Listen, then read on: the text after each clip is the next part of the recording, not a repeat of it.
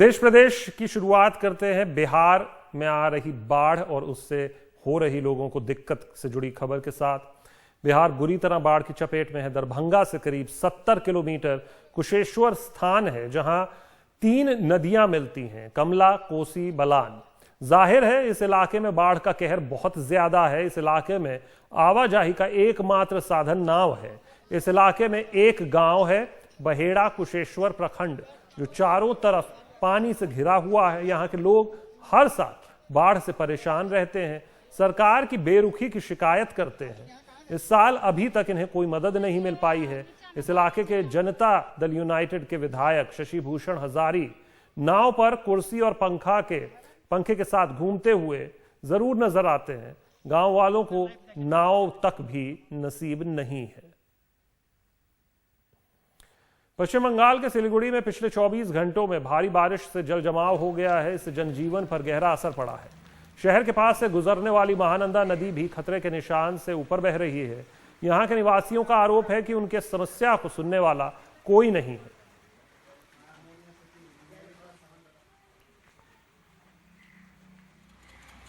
तो पश्चिम बंगाल के ही दुर्गापुर में 4 छात्र नदी में डूब गए। गोपाल मठ के 6 छात्र शिव मंदिर में जल चढ़ाने गए थे। जल चढ़ाने के बाद ये लोग बागमती नदी में नहाने उतर गए। इनमें से 4 छात्रों की तेज धार में डूबने से मौत हो गई। 2 युवक तैरकर बच निकले। ये सभी छात्र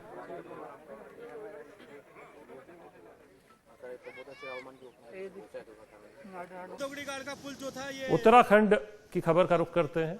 वहां बारिश का प्रकोप जारी है। राज्य के पिथौरागढ़ जिले के बंगापनी तहसील में एक पुल पानी के बहाव में बह गया। ये पुल कोसी नदी पर बना हुआ था। फिलहाल सड़क को बंद कर दिया गया है। इलाके के लोगों को इससे काफी परेशानी का सामना करना पड़ा है।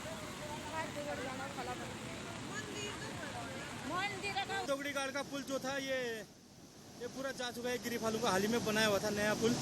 ये देखिए पूरी नदी जो है इतनी बड़ी।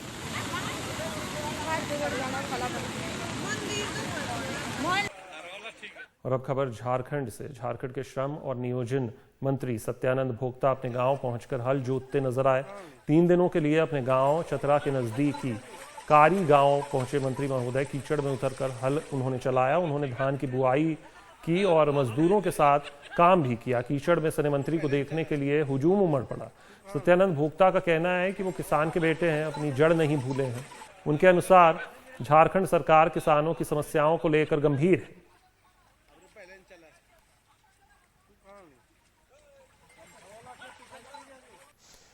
खबर उत्तर प्रदेश के झांसी से। लगातार बढ़ते मरीजों के कारण उत्तर प्रदेश में कोविड सेंटर का हाल बदहाल है। झांसी के कोविड सेंटर में दाखिल एक शख्स का वीडियो वायरल हो रहा है। वीडियो उसने मरने के पहले खुद शूट किया है। वीडियो में मरीज सांस लेने के लिए जूझता नजर आया। वो गुहार लगा रहा है कि उसे किसी दूसरे अस्पताल में ले जाया जाए। इस अस्पताल में कोई इलाज नहीं हो रहा। चारों तरफ बदहाली है।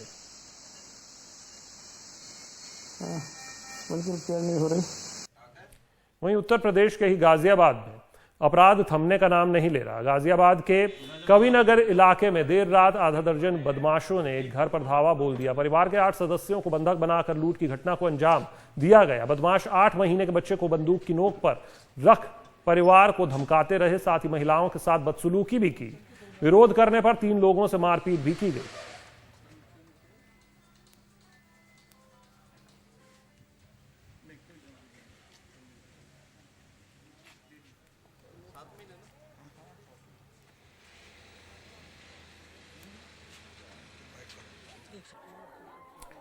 और गोरखपुर से जुड़ी खबर का रुख करते हैं। गोरखपुर में 6ठी क्लास के छात्र की अपहरण के बाद हत्या कर दी गई। सोमवार की शाम पोटलिया गांव के पास नाले से पुलिस ने शव को बरामद किया।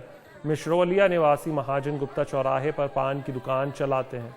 उनका बेटा बलराम पास के ही एक प्राइवेट स्कूल में 6ठी क्लास का छात्र था। रविवार को घर के करीब से अपहरण करने के बाद बदमाशों ने 1 करोड़ रुपए की फिरौती की मांग की थी। पुलिस ने इस मामले में 3 लोगों को हिरासत में ले लिया है।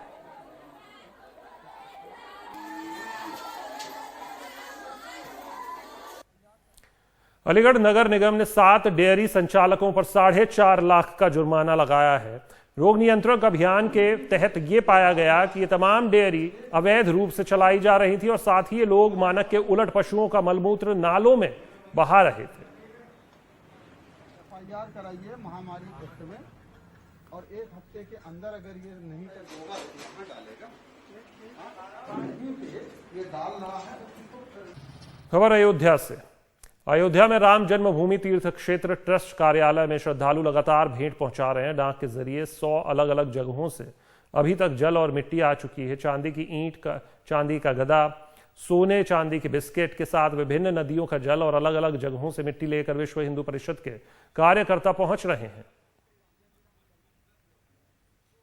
मिट्टी अंदर मिट्टी है, ऊपर चांदी का पत्थर चला। बिल्कुल बिल्कुल बिल्कुल। और अब खबर मध्य प्रदेश से। मध्य प्रदेश में कोरोना के मामले बढ़ रहे हैं और खुद राज्य के मुख्यमंत्री शिवराज सिंह चौहान कोरोना संक्रमित हो गए हैं। ऐसे में शिवराज सिंह के जल्द स्वस्थ होने के लिए शिव अभिषेक किया जा रहा है। विदिशा में बाढ़ वाले गणेश मंदिर में पूजा की जा रही है। साथ ही 1.25 महीने का अखंड रामायण पाठ भी शुरू किया गया है। बाढ़ वाले गणेश मंदिर पर शिवराज सिंह चौहान और उनकी पत्नी आस्था रखते हैं।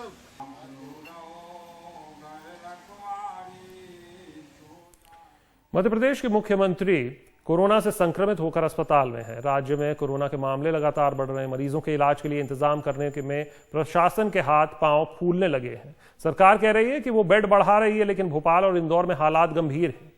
हमारे सहयोगी अनुराग द्वारी की ये रिपोर्ट देखिए। मुख्यमंत्री शिवराज सिंह चौहान कोरोना संक्रमित हैं। भोपाल के चिरायू अस्पताल में भर्ती हैं। वहां से सरकार के कामकाज भी निपटा रहे हैं और इसकी गंभीरता समझते हुए कई लोग तैयार हो जाएंगे। लेकिन राज्य, खासकर भोपाल की स्थिति ठीक नहीं है। राजधानी भोपाल में संक्रमितों का आंकड़ा 5314 पहुंच गया है। 158 लोगों की मौत हो चुकी है। 1675 एक्टिव केस हैं। लेकिन चिरायू, जहां सिर्फ कोरोना के मरीजों का इलाज हो रहा है, वहां 750 बिस्तर पर 680 मरीज हैं। सरकारी हमीदिया अस्पताल में 220 बिस्तर हैं, जिसमें 200 मरीज भर्ती हैं। वहीं एम्स में 330 बिस्तर हैं, जिसमें 288 मरीज भर्ती हैं। यानी लगभग 1300 बिस्तर हैं, जहां 1168 मरीज भर्ती हो चुके हैं। बाकी के मरीज जिनमें लक्षण नहीं है, उन्हें कोविड केयर सेंटर्स में भर्ती किया गया है। हालांकि मंत्री जी कह रहे हैं इंतजाम कर रहे हैं, वहीं विपक्ष का कहना है इंतजाम नाकाफी है। ये आपके पास आंकड़ा गलत है। ये आपकी वेबसाइट पे है। मैं स्पष्ट करना चाहता हूँ कि मध्य प्रदेश में हर स्थान पर हमारे पास समुचित व्यवस्था है।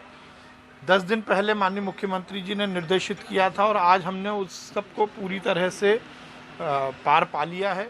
अगस्त 31 तक का हमने पहले प्लान किया था। भोपाल में चिरायू हमारा पूरी तरह से कोविड केयर सेंटर है, कोविड हॉस्पिटल है। हमारा हमीदिया हॉस्पिटल, एम्स, जिसमें नॉन कोविड और कोविड दोनों का इलाज होता है।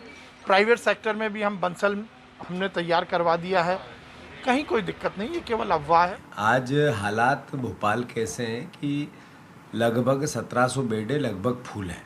रोज़ जितने मरीज आते हैं उससे आधे भी मरीज डिस्चार्ज नहीं होते, बेड की कमी है। मैं मानता हूं कि सरकार के फेल्योर के साथ जो दर्द दिया है पूरे कोरोना के महासंकट को देश भर में भारतीय जनता पार्टी ने, उसका एक उदाहरण है। मुख्यमंत्री जी तो मुख्यमंत्री हैं, बाकी जगह आम आदमी किस तरीके से दर बदर भटक रहा है, कितने लोग हॉस्पिटल के अभाव में अपना दम तोड़ चुके हैं।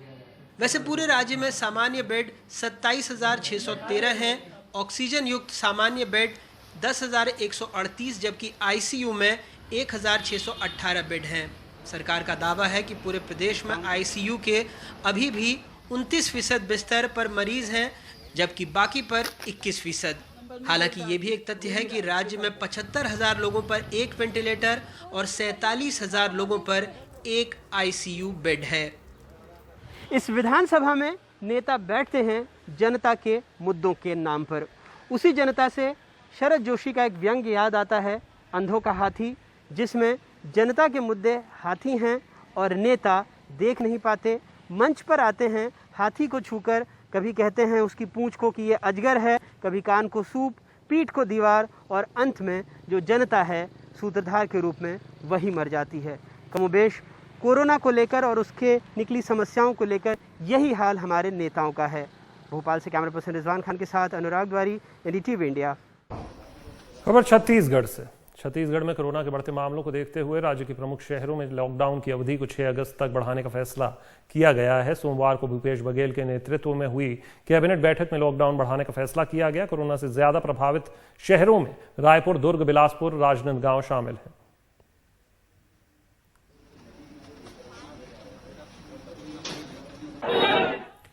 उत्तराखंड के उधमपुर जिले से पुलिस की बर्बरता की खबर सामने आई है। रुद्रपुर शहर में चेकिंग के दौरान पुलिस ने एक युवक के सर में उसी के बाइक की चाबी घुसा दी।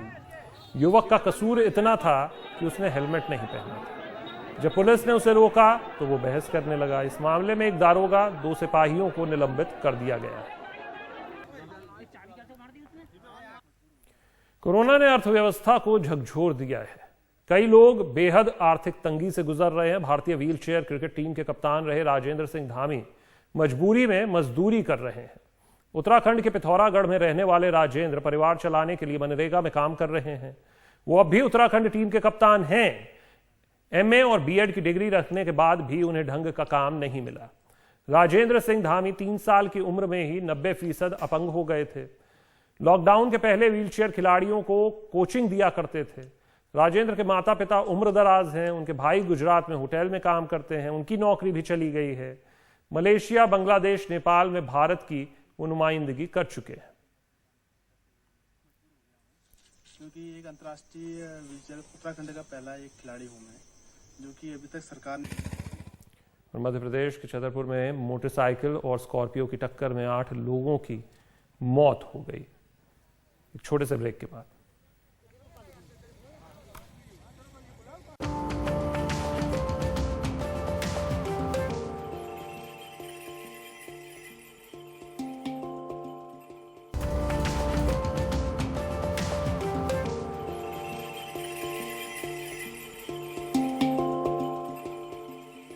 मध्य प्रदेश के छतरपुर में मोटरसाइकिल और स्कॉर्पियो की टक्कर में 8 लोगों की मौत हो गई। सोमवार को दोपहर 2 बजे के करीब हुए इस भयानक सड़क हादसे में मरने वालों में 3 पुरुष, 2 महिलाएं, 3 बच्चे शामिल हैं।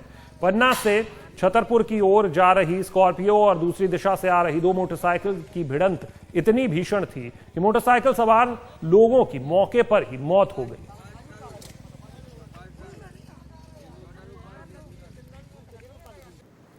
पिथौरागढ़ के धामी गांव तोक भ्योला में भारी बारिश और बादल फटने से भूस्खलन हो गया, जिसकी चपेट में एक घर आ गया। घर में रह रहे 2 लोग और उनके मवेशी मलबे के नीचे दब गए, जिनकी तलाश जारी है। यह घटना रात के वक्त हुई। सवेरे जब गांव वालों ने देखा तो घर वहां से गायब था। लापता लोगों की खोजबीन के लिए राहत और बचाव का काम चल रहा है।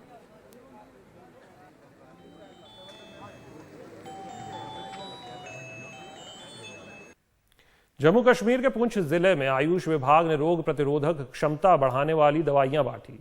प्रीतम आध्यात्मिक ट्रस्ट के साथ मिलकर अब तक विभाग 40,000 लोगों को इम्यूनिटी बूस्टर मुफ्त में बांट चुका है।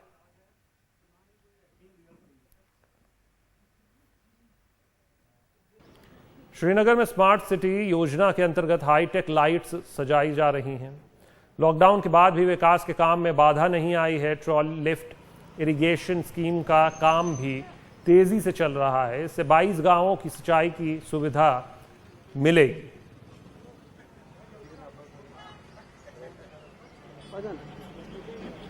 असम में बाढ़ से बिगड़े हालात अब धीरे धीरे सुधर रहे हैं, लेकिन ये बाढ़ जानवरों पर भी भारी पड़ी है।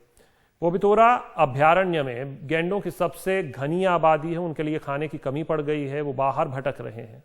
पोबितोरा के बहुत भीतरी हिस्से से रत्नदीप चौधरी और संजय चक्रवर्ती की ये रिपोर्ट। असम की शान एक सींग वाला गेंडा मीटिंग में पोबितोरा अभयारण्य के रेंज ऑफिस के बाहर घास खा रहा है। ये जगह गुवाहाटी से 1 घंटे दूर है। दुनिया में गेंडों की सबसे घनी आबादी पोबितोरा में ही है। 16 वर्ग किलोमीटर में 102 गेंडे हैं। लेकिन लंबी चली बाढ़ ने गेंडों का ये घर तहस नहस कर दिया है। घास के मैदान बह गए हैं। 70% जंगल पानी में डूबा हुआ है। खाने की खासी कमी है। पहली बार वन विभाग पोबितोरा के गेंडों को राहत के तौर पर घास दे रहा है। Earlier it was a 7 to 10 days flood remains here and this year पहले बाढ़ 7 से 10 दिन टिकती थी। इस बार करीब 2 महीने से हम बाढ़ झेल रहे हैं। गैंडे भटक रहे हैं। गांव वालों ने उन्हें घास दी है, हम भी दे रहे हैं। जंगल से लगे गांवों में गेंडे भटक रहे हैं। राजा मयोंग गांव के गाइड नृपेन नाथ ने कहा, ये खतरनाक है। गांव का हमारा जो ये गांव है उसमें अभी भी आप लोग देखा है, अभी 2 राइनो हमारा घर के अंदर बगल में है। तो ऐसे रात को और राइनो आ जाता है और एनिमल का कॉन्फ्लिक्ट बढ़ने का बहुत चांसेस है। गेंडे बड़ी तादाद में बाहर ना निकल पड़े, इसलिए वन विभाग के गार्ड नावों की मदद से चारा गिरा रहे हैं। बाढ़ जितनी होगी, खाने की कमी भी उतनी ही होगी। The lack of food will result in some खाने की कमी से कुछ जैव रासायनिक बदलाव होते हैं। बच्चे होते हैं, माँ होती है जो उन्हें दूध पिलाती है। अगर उन्हें खाना नहीं मिलता तो खाने की तलाश में वो बाहर भटकते हैं। विश्व में सबसे ज्यादा एक सींग के गेंडे पोबितरा में पाए जाते हैं और पोबितरा में हर साल बाढ़ आती है, मगर इस बार का बाढ़ बहुत भयानक रहा और पूरे जो ग्रासलैंड है उसको तबाह करके चला गया है। और ये एक बहुत बड़ी चुनौती है यहाँ के गेंडे और यहाँ के फॉरेस्ट गार्ड्स के लिए। पोबितरा वाइल्ड लाइफ सेंचुरी से कैमरा पर्सन संजय चक्रवर्ती के साथ रत्नदीप चौधरी, NDTV इंडिया।